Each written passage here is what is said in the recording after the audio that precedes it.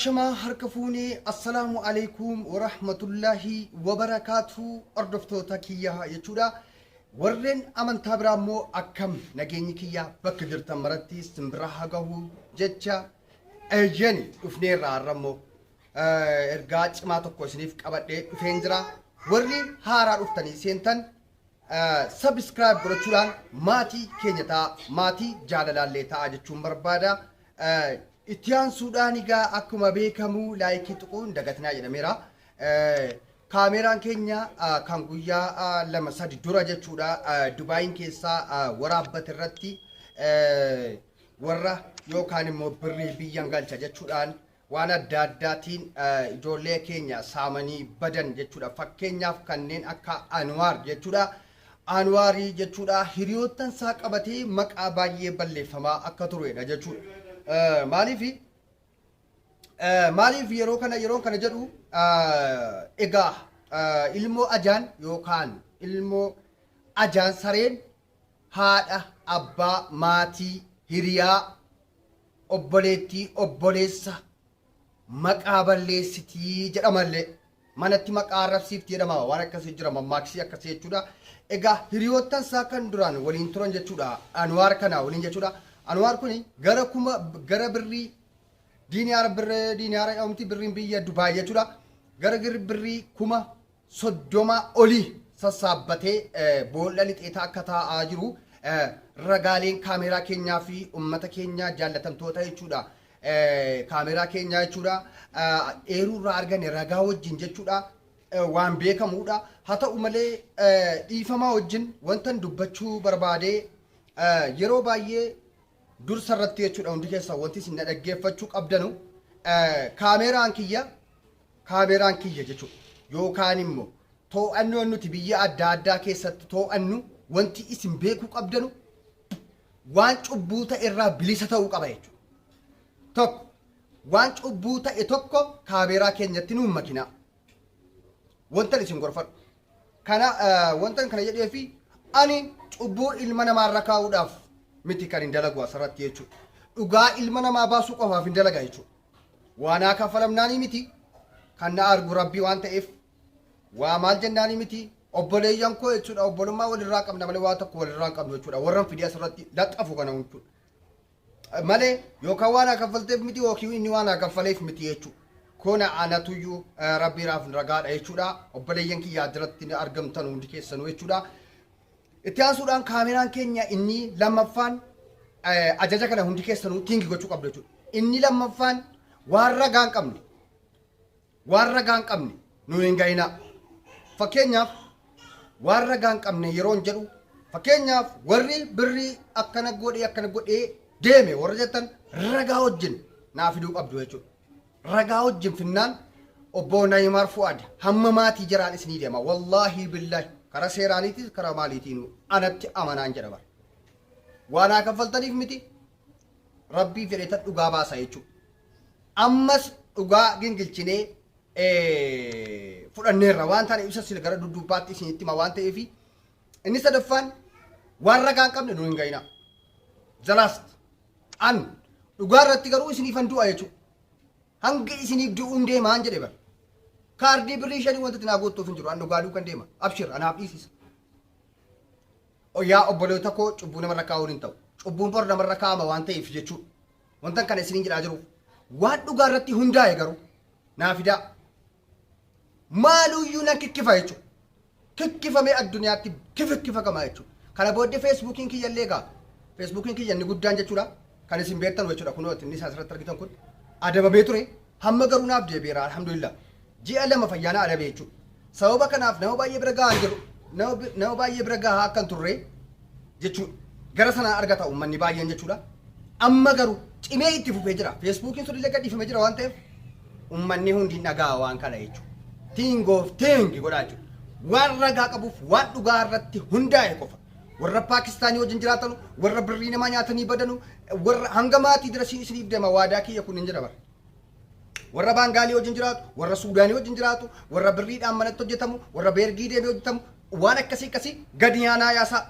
WhatsAppiin toora ittiin nu argachuu dandeessanu kunooti asirra jira jechuudha. Toora kanaan nu argachuu dandeessu. Feesbuukiinis illee kunooti. Eeyyan Engeddaa dhugaa baaftuu irratti kan hundaa'e jechuudha. Dubaay irraa kan dubbatamaa ture kan ani dubbataa ture jechuudha. Fakkeenyaaf waa'ee Anwaarii wal qabatee jechuudha akkuma sila jedhe ilmoo ajaan haadha manatti arrabsiiftii akkuma jedhe jechuudha. Egaa Anwaarii fi Kaamil Mubaarik obboleeyyan keenya jechuudha. Jarri kuni sababa gurbaa kanaaf hiriyummaa qaban yookaan immoo duraan hiriyaa waan turaniif jechuudha maqaan jira babbadee jira jechuudha. Haa ta'u malee miidiyaan dhugaa baaftu akkuma isiniif kakadhee himaa jiru ani dhugaa irratti malee hin hundaa'u jedheera. Hin hundaa'u jedheera jechuudha. Eeyyan obboleeyyan kiyya kana kiyya kuni dhufanii na qunnamaniiru jechuudha. Nuti ofii keenyaafuyyuu Anwaariin barbaadaa akka jirruudha. Anwaar irraa birrii qabna maal qabna jechuudhaan egaa quraana rabbii wanti caaru hin jiru. Anwaariin bakka isaa hin beennu. Birrii kanas immoo wallaahi sumunii tokko wanti nuti keessaa wayii argine wayii hin jiru. Wanti nuti beeknu hin jiru. Anwaariin nu gatee nurkaa badeeyyuu erga badee hadhaa miti. Mana isaallee dhannee barri isaa akka inni hin baramne qollobsiifneerra badeera jechuudha. Hardii lixeera jechuudha. Kanaafuu ijoolleen kuni quraana rabbiiti quraana rabbii ijoollee muslimaati jechuudha. Kanaas jalatti argaman jechuudha. Yookiin sagalee koo dhufanii dhaggeeffachuu keessan hin oolu waan ta'eef quraana rabbii wanti caalu hin jiru ilma namaatiif. Anis immoo wanta keessaa argadhu wayii hin jiru. Dhugaa kee baruun barbaade sobaaf dhugaa ta'uu adda baafachuu waan barbaaduuf qofa. Obbolummaa hunda keessan irraan qabaan. Isa dhiirarraa isin hin qabu. Isa shamarraarraa isa obbolummaan qabu. Isin yoo isin miidhamte anis inniisu jechuudha. Inni yoo inni miidhames anis inniisu jechuudha. Garuu cubbuudhaan otoo hin taane dhugaarratti hin du'a jechuudha. Kanaafuu egaa mubaarikii musammaan jedha dhiifama. Mubaarikii Kaamil kunoo suuraa jira asirratti argitanu kanneen gadda warri kunis hattoota jennee waan adda addaa irratti ani dubbataan ture jechuudha. Garuu immoo ragaa qulqulluun wanti akka akkaawuntii jira irratti birriin gale waan ragaa adda addaa isin qabnu waan ta'eef itti aansuudhaan immoo gurbaa kanaaf hiriyaa waan ta'aniif qofa garuu waan kana keessaa yakka kana keessaa cubbuu kana keessaa harka qabu jennee dubbataa akka turre jechuudha. Kanaafuu waan kana obboleessi keessan Naymaar Fuwaad kan dhugaarra dhaabbatu jechuudha. An nama sodaadhu laa wallaahi billaahi. Jara sodaadhee osoo hin taane dhugaa rabbii qofa sodaadheetanii jechuudha. Kan hin dhugattii kana baase jechuudha. Jara kanallee obboleeyyan shamarran kiyyallee jechuudha. Jara harkaa nyaataman jechuudha. Fidee guruppii keessatti hidhee hunda jira quraanaan kakachiisan jira. Quraanaa ol ilmi namaa hin jiru. Wanti addunyaa kanarraa nama sodaatu wanti addunyaa kanarraa nama balleessuu danda'u kakaadha. Kakaa jechuun quraanaan kakatama. Kuni aadaa keenyaanis ni jira. Amantaan keenyas immoo kana eeyyama jechuudha. Namni laala wanti hin beeku qabdanu.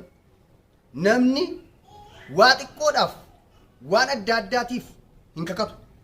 Ni beektu miti ijoollee. Wallaaltanu isinis yaani amantaa keenyaanis akkasidha waan ta'eef. Waan guddaa ta'e waan jabaate gara lubbuutti waan deebi'u qofa kakatama jechuudha. Kanaafuu ijoolleen kuni quraana qabatanii kakatanii ofii keenyaaf iyyuu barbaadaa jirra. Kaamiliin immoo Anwaariin immoo wallaahi arginee hin beeknu jedhanii jechuudha. Quraana qabanii nu kakachuudhaan qulqullummaa jiraallee ifa baafannee jirra. Ragaa qulqulluullee waan akkaawuntii jirarra galee arginee hin beeknu arginee hin qabnu waan ta'eef egaa ijoollee kana dhiifamaa gaafachuun barbaada anillee gara kiyyaan jechuudha. Yoon isin mufachiisee kunoo maqaa daawwattoota kiyyaatiin dhiifama akkanaaf gootanu abdii guddaan qaba jechuudha. Anis dhugaarratti hundaa'eeti malee waa faayidaa tokko irratti hundaa'e miti jechuudha. Ilma namaatti caaluu hin barbaadu ani. Afootullaa na jechuu keessan hin barbaada anillee gara kootiin yoon qalbii isin xabiraadhe afootullaa isiniif jedheen jira jechuudha. Galatoomaa jechuun barbaada. Kaamiliif Mubaarik dhuftanii garuu nu kabajjanii dhuftanii isinis dhugaa keessan akka bahuuf nu dubbiftanii nu qunnamtanii dhugaa keessan akka baramuuf nu gochuu keessanii isinis galatoomaa jechuun barbaada jechuudha gamanumaanii. Eeyyan ijoolleen Dubaayaan jirtanu ijoolleen kun yakka kanarraa bilisa akka ta'an natu adda baasee jechuudha. Hawaan sobaa irratti nama hin deeggaru yoo inni miliyeenara na jala naqee jechuudha. Cubbuu irratti nama hin deeggaru garuu dhugaa irratti immoo siifan du'aa jechuudha.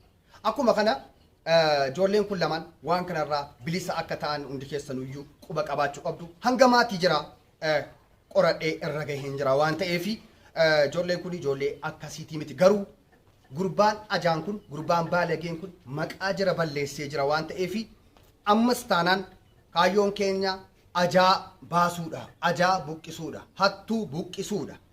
Kanaafuu ammallee jara kana qaalii garsiisifadheen jira. Gurbaa kana bakka inni jiru yoo beektan, gurbaa kana nu iyyaafadhaa yoo dhageessanii nu dhoskitan anis rabbitti isin kennadheera jedheetan dubbadheera achirratti jechuudha. Maaliif inni oskanu jechuudha. Kakataniiru waan ta'eef jechuudha. Ilmi namaa immoo kakaadhaa waliin jiru. Ilaa birriin warqiin na jalatti afuuyya malee hin kakatu ilmi namaa waa malee jechuudha. Kanaafuu kakaan baay'ee cimaadha, amirii jabaadha jechuudha. Waan jabaate qofa irratti kakatama jechuudha quraanaan. Kanaafuu egaa isinillee dhugaa keessan dhuftanii asirratti nu ibsuu keessanii fi silaa sagalee jiraanan fida garuu hin fidu beekaan isee anumti nu sagalee akkan soba hin dubbanne ni beektu isinillee anaaf ragaadha soba irratti nu hundaahu wallaahi billahi. Kanaafuu jechuudha galatoomaa ulfaadhaa jechuun barbaada. Kanneen as jalatti haftan kanneen as jalatti argamtan jechuudha. Hundi keessa warri sagalee kiyya dhageessanu Dubaayin keessatti, Sharjaa keessatti yakka ciccimaatu dalagamaa akka jirudha jechuudha. Obboleessi keenya kabajamaa fi jaallatamaa Fuwaar jedhamu tokkos baay'ee yakka caalu hojjetee jira. Fuwaar Zaakir kan jedhamu jechuudha. Kan isaas immoo kaameraan keenya qabatee jira jechuudha. Kunooti asirratti kaameraa keenya fakkeenya xiqqoo isin agarsiiseen isaa bal'ina isaa boriitu inshallah sa'aatii dhuma kana jechuudha. Sa'aatii halkanirraa sa'aatii sadiitti jechuudha akka Itoophiyaatti sa'aatii sadiirratti isiniif gadhiisa waan ta'eef hunda keessanuu rabbiin nagaadhaan achiin isin hagahu jechuun barbaada. Achirratti wal argina oduu bal'ina isaa jechuudha. Daansuudhaan warri yaada akkanaa waan akkana waan dhugaarratti hundaa'e qofa suuraa wajjin sagalee wajjin waan adda addaa akkasii yoo qabaattan kunoo toorri keenya waatsaappii keenya kun asitti argama feesbuukiin keenyas kunooti karaa kanaan nu qunnamtanii dhugaarratti waan hundaa'e qofa zacci gootanii nu ga'uu dandeessu jechuudha. Nuti immoo zacci goonee irratti hojjenna waan ta'eef eeyyen ulfaadhaa kabajamaa ijoollee hordoftoota keenyas illee waan kana qulqulleessee isiniif fiduu kootiif yoo yakka yaan jettan dhiifama isin gaafachuun barbaada. Halkan gaarii.